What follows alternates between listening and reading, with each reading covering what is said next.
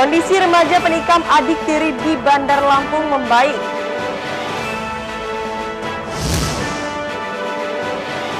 Uji coba pembelajaran tatap muka di Bandar Lampung berjalan lancar.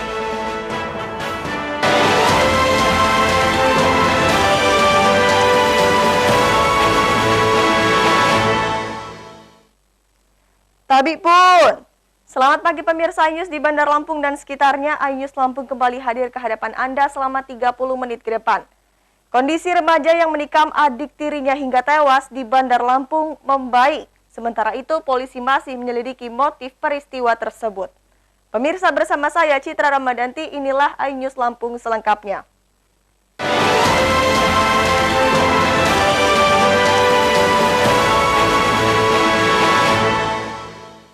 Polisi masih mendalami motif pembunuhan sadis oleh kakak terhadap adik tirinya.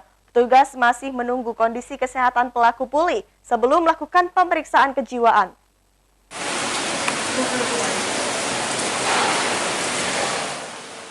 Polisi hingga kini masih menunggu proses penyidikan terhadap AM. Remaja tersebut tega menghabisi nyawa adik tirinya sendiri dengan menikam senjata tajam beberapa kali. AM sendiri sempat berupaya bunuh diri usai menikam korban. Hingga kini dia masih menjalani perawatan medis di Rumah Sakit Umum Abdul Muluk, Bandar Lampung. Kapolsek Teluk Betung Selatan, Kompol Hari Budianto mengatakan pihaknya belum dapat memastikan motif di balik aksi pembunuhan ini. Meski demikian, berdasarkan hasil pemeriksaan sementara, diduga pelaku mengalami depresi sejak ditinggal ibu kandungnya meninggal dunia beberapa waktu lalu. Polisi juga masih menunggu kesehatan pelaku pulih untuk melakukan pemeriksaan kejiwaan. Penusukan antara kakak dan adik. Untuk saat ini kami masih mendalami motif yang terjadi karena kami masih belum bisa mengambil keterangan daripada yang diduga pelaku. Untuk pelaku dan korban sendiri itu kakak adik tuh, Pak?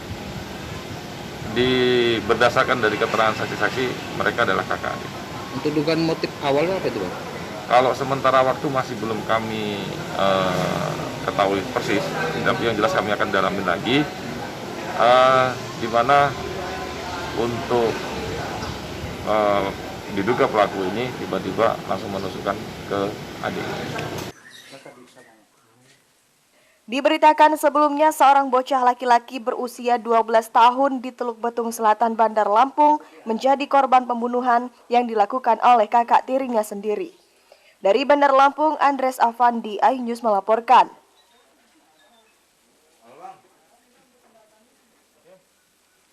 Sementara itu, keluarga korban berduka atas peristiwa ini. Sebelumnya, keluarga telah berupaya menyelamatkan korban dengan membawa ke Rumah Sakit Cokro-Dipo, Bandar Lampung.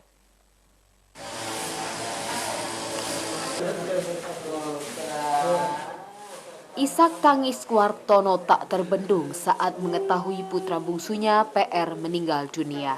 Anak 12 tahun tersebut menghembuskan nafas terakhir dengan kondisi luka tusuk di bagian dada. Ironisnya, kakak korban AM diduga sebagai pembunuh pelajar kelas 6 SD tersebut.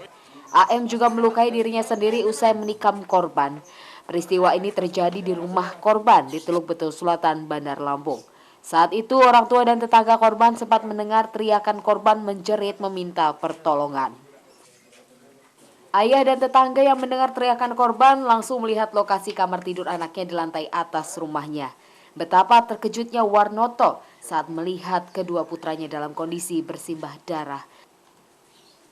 Keduanya kemudian dibawa para tetangga ke rumah sakit untuk mendapat pertolongan medis, namun nyawa korban tidak bisa diselamatkan. Istighfar, astagfirullahaladzim, ya Allah, tolong. Tapi posisi pintu sini masih dikunci. Saya pada lari ke sini, pintu masih kunci, akhirnya dibuka. Naik ke atas sudah kepapar yang gede itu. Tapi yang kita lihat posisi dua-dua ini, yang kecil di bawah. itu luka di mana? Di dadanya yang kecil. Saya lihat dulu yang gede itu kepapar, lampu dihidupin, darah udah banyak. Udah mau digotong ke bawah, saya lihat yang kecil dada itu baju darah semua di keranjang itu. Tapi memang posisinya emang tidurnya berdua, Katanya berdua. Iya. Belum diketahui secara pasti motif pelaku membunuh korban. Polisi akan memeriksa AM setelah kesehatannya membaik. Dari Bandar Lampung, Andres Afandi, iNews melaporkan.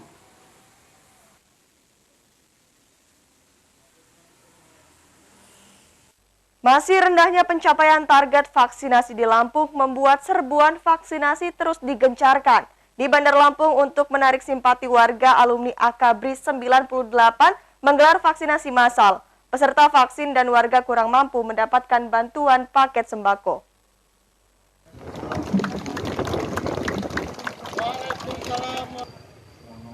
Serbuan vaksinasi massal digelar alumni Akabri 98 di Makodim 0410 Bandar Lampung. Vaksinasi massal digelar serentak di 34 provinsi di tanah air dengan target vaksinasi sebanyak 100.000 vaksinasi.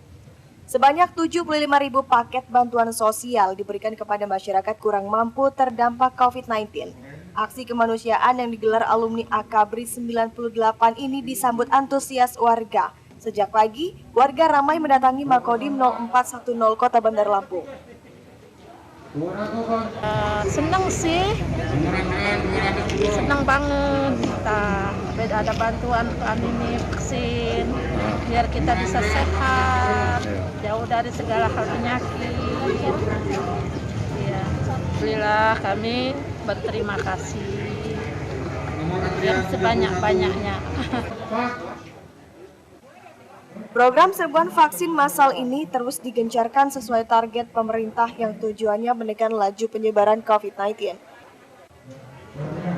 Jadi kita dari alumni Akabri 98 Tonawa Hasta hari ini puncak kegiatan serbuan vaksinasi dan bakti sosial Nusantara yang dilaksanakan di seluruh provinsi, kurang lebih ada 34 provinsi dilaksanakan pada hari ini dengan target 100.000 dosis vaksinasi dilaksanakan, kemudian 75.000 paket sembako yang kita bagikan.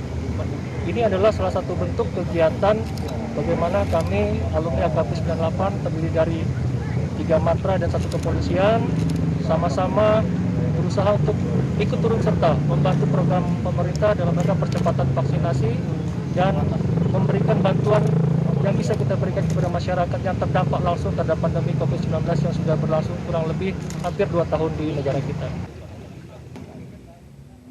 Serbuan vaksinasi massal masih terus digencarkan, mengingat Lampung sampai saat ini termasuk provinsi terendah pencapaian target vaksinasi nasional.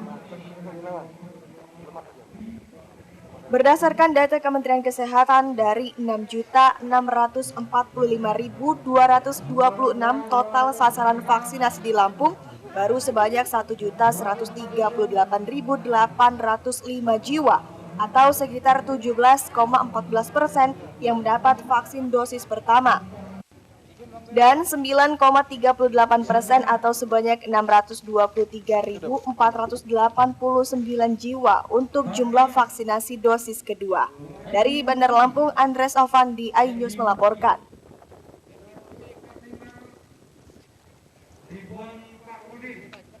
Vaksinasi massal juga digelar di Metro. Aliansi Mahasiswa Nasional berkolaborasi dengan TNI Polri menggelar vaksinasi massal dengan target 2.000 dosis vaksin. Sedikit-sedikit ketambahan aja. Vaksinasi mahasiswa nasional berlangsung di Gedung Institut Agama Islam Negeri EAIN Metro. Vaksinasi massal ini merupakan program Aliansi Mahasiswa Nasional bekerja sama dengan TNI Polri untuk meningkatkan persentase masyarakat yang divaksin. Panitia menyiapkan 2.000 dosis vaksin Sinovac. Vaksin langsung diserbu ribuan mahasiswa dari kota Metro dan sekitarnya.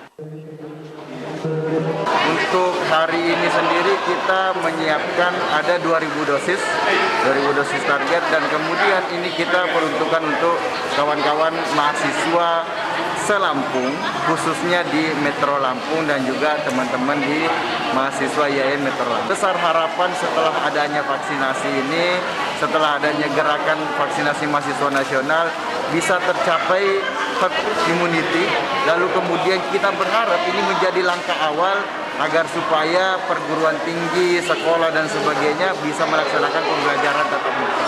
Kegiatan ini akan kita terus lanjutkan ke daerah-daerah dan juga tentunya yang perlu kita sampaikan bahwa jika hari ini kita melaksanakan vaksin dosis pertama, maka kita juga akan melaksanakan vaksin dosis kedua. Jadi untuk teman-teman di daerah-daerah yang kita lakukan vaksin, tentunya nanti dosis keduanya akan kita lanjutkan lagi. Dan ini bukan menjadi titik terakhir. Peserta senang mendapat kesempatan mengikuti vaksin serentak yang diselenggarakan kali ini. Ya semoga setelah adanya vaksin ini virus COVID-19 di Indonesia segera hilang gitu. Dan semua kehidupan ini bisa normal kembali gitu.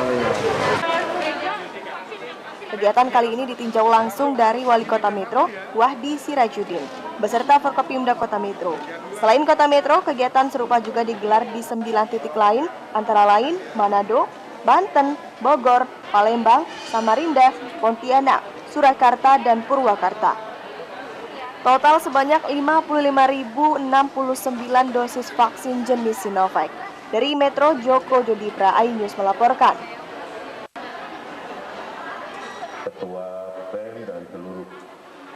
Ratusan ibu hamil di Kecamatan Kalianda, Lampung Selatan menjalani vaksinasi COVID-19. Vaksinasi bertujuan untuk mempercepat pencegahan COVID-19, khususnya kepada para ibu hamil yang rentan tertular virus.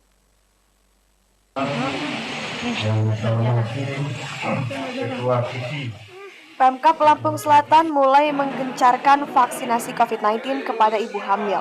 Vaksinasi dipusatkan di Puskesmas Waiurang, Kalianda, Lampung Selatan. Penyuntikan dosis pertama dalam program vaksinasi COVID-19 bagi ibu hamil di Lampung Selatan bertujuan untuk menurunkan resiko penularan COVID-19. Pemkab menyiapkan sedikitnya 5.000 dosis vaksin untuk ibu hamil. 83 yang tersebar di 27 puskesmas. Hari ini dicanangkan oleh Ibu Ketua PPK dimulainya vaksinasi. Harapan saya mudah-mudahan dalam waktu dekat semua ibu hamil sudah bisa kita vaksin. Kalau target kita sendiri Pak, kapan Pak kita selesai 100%? Perkiraan saya dalam bulan ini bisa kita selesaikan karena dia 5.000 tersebar dari seluruh 5.183 di 27 puskes. Mudah-mudahan insya Allah kalau persediaan vaksin kita cukup, ini akan menjadi prioritas kami di kesehatan untuk segera diselesaikan. Vaksinasi COVID-19 bagi ibu hamil telah direkomendasikan oleh Komite Penasehat Ahli Imunisasi Nasional atau ITAGI. Pada 2 Agustus 2021 telah dilakukan pemberian vaksinasi COVID-19 bagi ibu hamil sebanyak 2 dosis dengan interval 28 hari. Dari Lampung Selatan, Heri Fulistiawan, iNews melaporkan.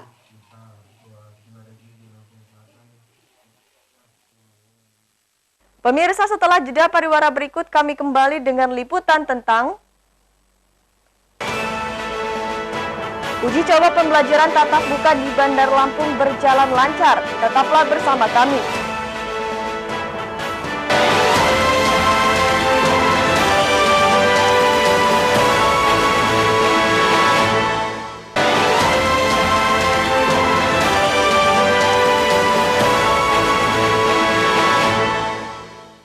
Pemirsa, Anda masih menyaksikan iNews Lampung. Hingga saat ini simulasi pembelajaran tatap muka di Bandar Lampung berjalan lancar. Tapi Dinas Pendidikan setempat belum dapat memastikan adanya penambahan jumlah sekolah yang menggelar PTM.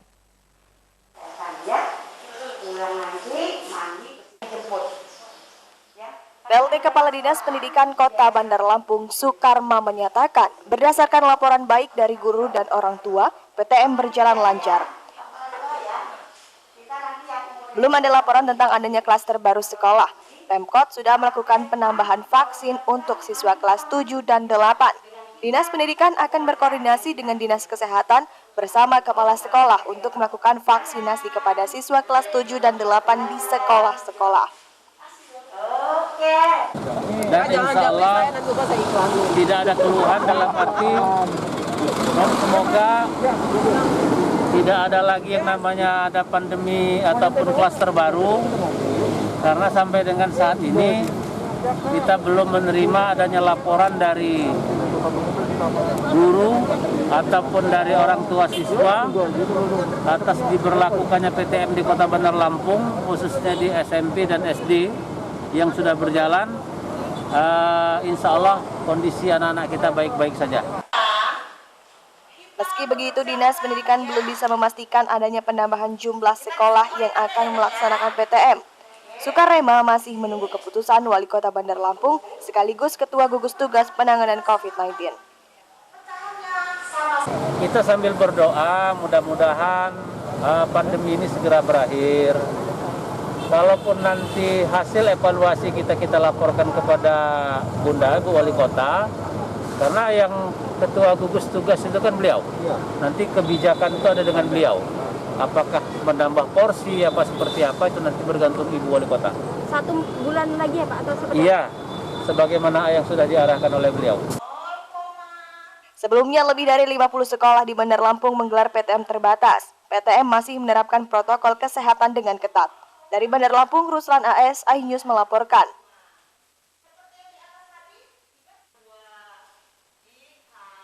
Sebelumnya pelaksanaan pembelajaran tatap muka terbatas di Bandar Lampung berjalan lancar. Wali Kota Eva Diana juga mengukuhkan seluruh siswa kelas 9 di seluruh SMP di kota ini sebagai Satgas Penanganan COVID-19 di masing-masing sekolah.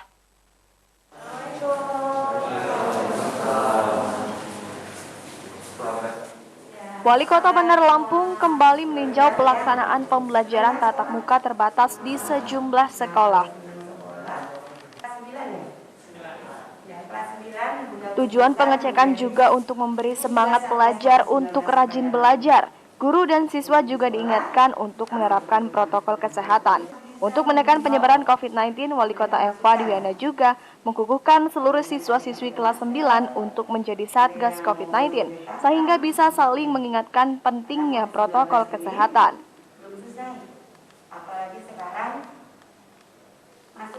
Pelaksanaan pembelajaran tatap muka terbatas di Bandar Lampung sudah berjalan baik dan akan berlangsung selama 1 bulan.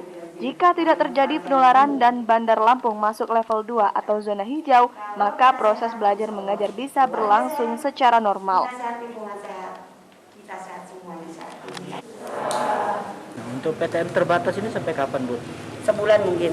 Sebulan. Ya, Nanti sebulan. ada. Nanti kalau misalnya kita ada diumumkan kita level hijau atau level 1, kita bisa insya Allah merambah ke adik kelas yang lain, tapi ya itu tadi, kita secara bertahap. Mungkin kelas 6 sama kelas 5 pagi, nanti kelas 4 atau kelas 4 atau 3, 2, 1, itu akan siang masuknya. Tapi tetap memakai protokol kesehatan. Kita lakukan vaksin lainnya ya, Bapak Ketua Yayasan sama Bapak. Diketahui Kota Bandar Lampung telah memulai pembelajaran tatap muka sejak memasuki level 3 PPKM. Pembelajaran tatap muka digelar dengan penerapan protokol kesehatan yang ketat dan hanya dihadiri 50% dari jumlah siswa dalam setiap kelasnya. Dari Bandar Lampung, Ruslan AS, iNews melaporkan.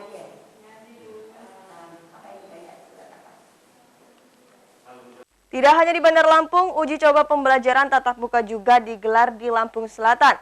Namun sekolah yang diizinkan menggelar PTM terbatas harus memenuhi syarat 80% tenaga pengajar telah divaksin. Akan dilaksanakan uji coba pembelajaran tatap muka. Uji coba pembelajaran tatap muka terbatas berlangsung pada Satuan Pendidikan PAUD, SD, dan SMP. Uji coba PTM terbatas berlangsung 2 pekan. Pembelajaran PAUD, SD, SMP, SMA, dan SMK sederajat maksimal 3 jam per hari. Pembelajaran disertai pelaksanaan protokol kesehatan secara ketat, yaitu mencuci tangan, memakai masker, dan menjaga jarak. Berdasarkan instruksi Kementerian Dalam Negeri nomor 41 tahun 2021, Lampung Selatan saat ini diterapkan pemberlakuan pembatasan kegiatan masyarakat atau PPKM level 2. Daerah berstatus PPKM level 2 mendapatkan izin menggelar PTM terbatas. Sekolah diizinkan menggelar PTM terbatas dengan syarat 80% tenaga pengajar telah divaksin. Jika ketentuan ini belum tercapai, maka sekolah tidak boleh mengadakan belajar mengajar secara langsung. Sekolah yang berada dalam zona hijau, kuning, dan oranye melaksanakan kegiatan belajar dengan kapasitas maksimal 25% dengan penerapan protokol kesehatan secara lebih ketat. Per kelas itu hanya 25%, karena ini sambil uji coba.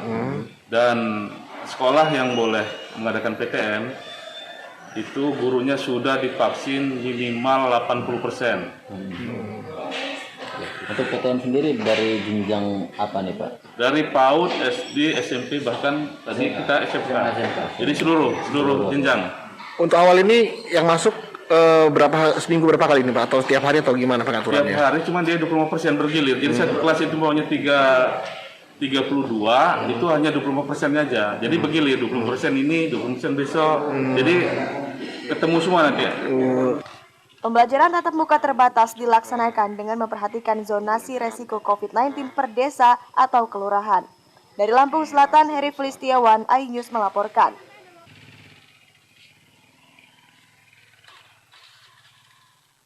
Pemirsa, setelah pesan-pesan berikut ini kami kembali dengan liputan tentang bisnis tembakau dari daun talas. Sesaat lagi hanya di iNews Lampung.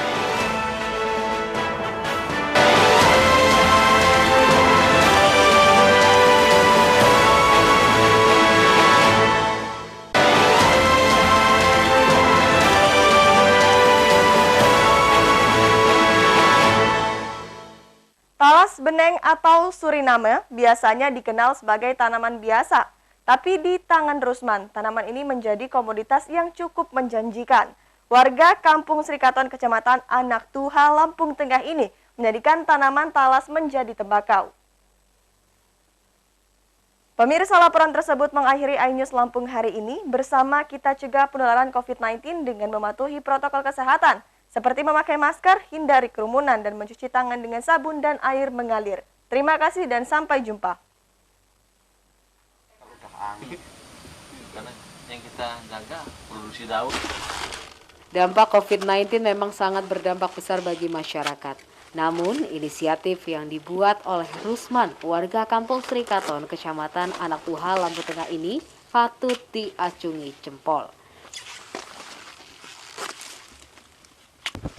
Usaha tembakau dari daun talas yang sudah ditekuni sejak 8 bulan lalu. Tanaman talas ini dalam bentuk daun. Dia membeli di tingkat petani dengan harga Rp1.000 per kilogram.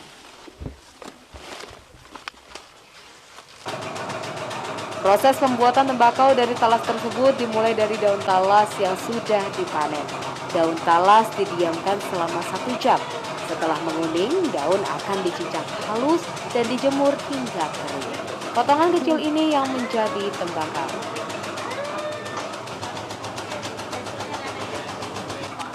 Tembakau dari daun talas akan dijual ke Pulau Jawa. Pada saat itu, Rusman bekerja sebagai pedagang asongan. Dia membuat talas beneng atau talas Suriname menjadi tembakau. Usaha ini berhasil menambah pundi rupiah serta membuka lapangan pekerjaan bagi warga sekitar. Sudah memperkerjakan 7 orang di usaha kecilnya tersebut. Ya, alhamdulillah itu berkat pemikiran teman-teman lingkungan, pemuda-pemuda lingkungan yang kami ajak untuk bagaimana kita mempunyai usaha walaupun belum besar, tapi kita mencoba untuk mempunyai kreativitas, ya walaupun hasilnya belum maksimal Bang, itu hasilnya belum maksimal, tapi di situ kami sudah mempunyai 6 tenaga kerja yang setiap hari membantu kami dalam proses pemetikan sampai perajangan. Namun karena masih berskala kecil, usaha Rusman terkendala pengeringan. Penjemuran masih mengandalkan sinar matahari. Jika cuaca mendung, pengeringan tidak maksimal. Kendala yang saat ini kita alami itu pasca panen Bang. Jadi ketika panen musim penghujan, ini kita akan masih kesusahan dalam proses penjemuran. Karena memang kita sendiri belum mempunyai open yang bisa untuk pengeringan tembakau itu. Jadi yang kami rasakan kendalanya adalah pasca panen ketika kita metik daun, terus setelah itu kita rajang. Nah itu di saat cuaca nggak bagus ya, di situ itulah yang kendala untuk kami. Dalam satu hari, Rusman bisa memproduksi 3 ton daun talas basah.